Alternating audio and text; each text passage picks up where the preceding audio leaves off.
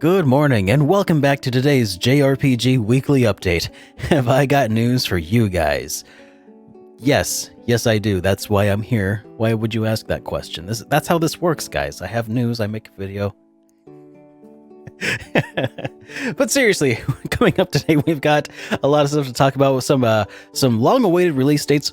Finally got announced, A Town Without a Name finally got a little one, and before we get to any of that, we've got today's top headline, which is the fact that the lead producer of Dragon Age 4 over at Bioware is no longer the lead producer over there at Bioware. He has stepped down after a 12-year stint working for the company as a senior producer for several other games. This is Fernando Melo that we're talking about. He was the senior producer for Dragon Age Origins and Dragon Age 2. And when he left a letter, and he stated in that letter that he does think that Dragon Age 4 may end up being the definitive Dragon Age experience. So I think that he left, and he wanted to make sure that he left on pretty good terms overall. I'm not sure how much I necessarily believe what he says here about this Dragon Age 4 being the definitive experience, considering the rumors that we've been hearing a lot about lately from specifically Dragon Age 4 and BioWare, how essentially they were told to kind of rework Dragon Age 4 mid-production in order to make it more like Anthem, but with dragons, as the quote that I've heard. So with that context, this really seemed to indicate otherwise. If you're a fan of Dragon Age 4, how do you feel about this right now?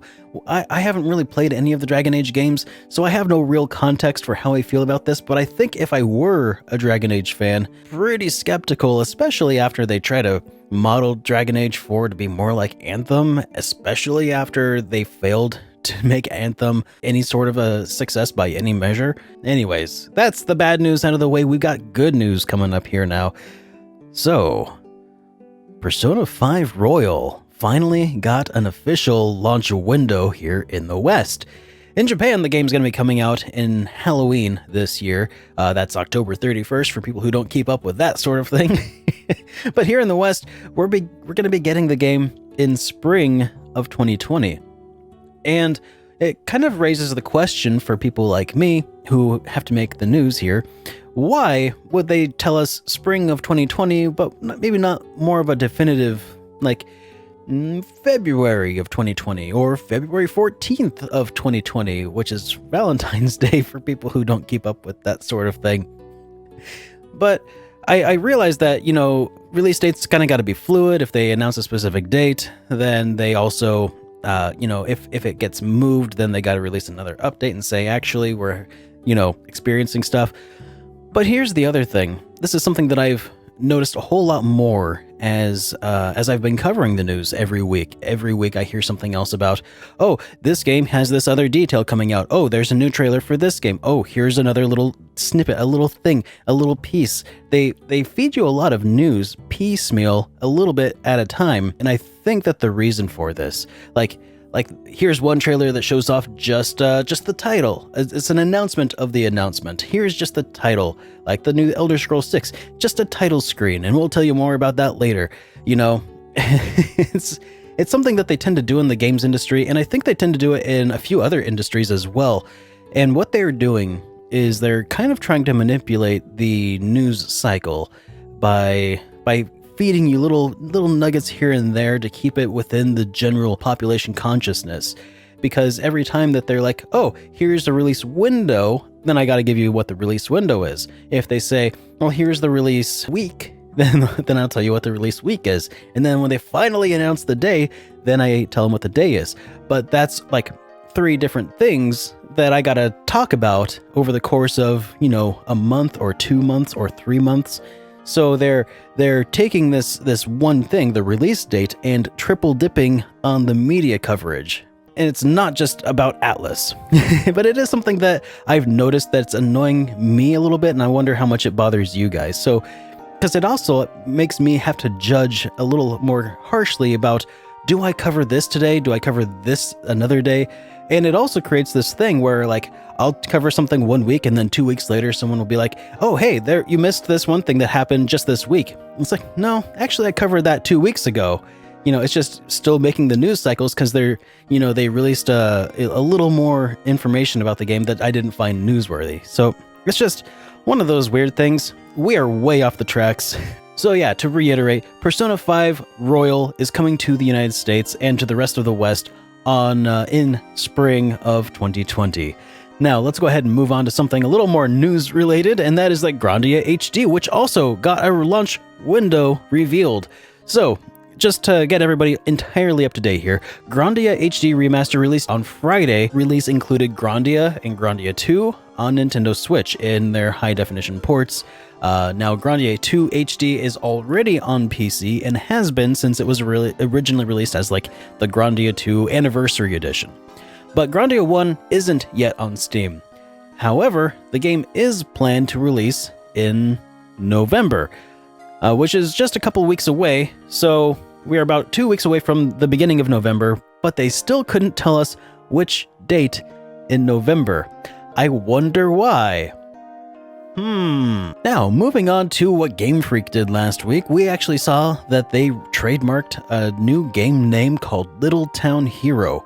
And if you aren't already familiar, I'm almost 99% certain that this is the new title for the game that they called Town back in September of last year when they showed that off. Now, Town is a game that I'm definitely keeping my eyes on, or rather, Little Town Hero. I kind of prefer the name Town, but what do you guys think? On the subject of Game Freak, I think this kind of raises an interesting question. Why do you suppose it is that Game Freak is working on this more high-profile RPG now, when up to this point, most of their bread and butter, I know that they've had a few other side projects, but most of their other bread and butter has just been the mainline Pokemon games. And I was watching a video not too long ago from Loxton and Noggin, who coincidentally looks a lot like we go to the same hairstylist. No relation. But he basically put out a video somewhat recently talking about the problem that Game Freak is facing, which is that in the Pokemon video game space, they are becoming less important, less relevant. And this is in light of like the Pokemon Go, Pokemon Let's Go, the new Pokemon mobile game. Game Freak isn't involved in a lot of these things that are making Nintendo and the Pokemon Company a lot of money. So what is Game Freak doing? They happen to be putting it looks like they're putting a lot more effort into Town than they did Pokemon Sword and Shield. Obviously, I don't really know anything for sure on the inside, but I wonder if this is a case of Game Freak sort of putting their eggs in multiple baskets in order to help diversify their portfolio, so to speak. Now, we also have a little bit of interesting kind of rumor mill news to kind of talk about. Play Asia has recently opened up pre-orders for Final Fantasy VIII Remastered and are taking pre-orders for the US and European versions of the games on all three platforms. Now, this would appear to indicate that we will be getting physical copies of Final Fantasy VIII Remastered. It's not yet been entirely confirmed, but this is not the only retailer that we've seen this at. There's another one that also had started taking pre-orders for these games. I mean, I don't know about you guys, but I don't usually go to retailers to pre-order digital-only downloads, right? So that's kind of an interesting thing that we'll want to keep our eyes on. The games are currently up for pre-order for about $60 US, and the games are expected to launch on PlayStation 4, Xbox One, Nintendo Switch, and PC, and all three console versions are currently up for pre-order. The expected launch window is late 2019. In SuperDerek news, last week in SuperDerek, I got my hands on a copy of the Grandia HD collection and went to town for nearly 7 hours over on Twitch. The archive of that streaming is actually available on my second channel, which I'll just link over here somewhere. Right there. And if you're interested in just seeing some raw gameplay and my unique, genuine reactions to the games that I played, definitely go over there and check it out. Now, following that, I spent the next day, all of yesterday, putting together an impression video talking about my time with those games. It is completely spoiler-free, so if you're at all interested in the Grandia HD collection, definitely go check out that review, and we can, talk about whether or not it's worth the $40 price tag. And speaking of Twitch, I'm nearly finished with Star Ocean 2 now. I think that I plan to take on Shadows of Adam next, which is an indie RPG, an indie JRPG, if you will. So if you're at all interested in that and seeing how I feel about the game before the review comes out, be sure to follow me over there if you're interested. Now, new RPGs that are coming out this week include Oninaki. This is that Tokyo RPG Factory action RPG. It's coming out on PlayStation 4 and Nintendo Switch this week. And also Black Desert, which is an MMORPG from Pearl Abyss. And this is also coming out on the Xbox One and PlayStation 4. Also, last week I got a couple of details wrong, most notably Dragon Quest XI-S is not coming out on November 9th. I don't know where that date came from. I spat it out wrong, and I'm sorry.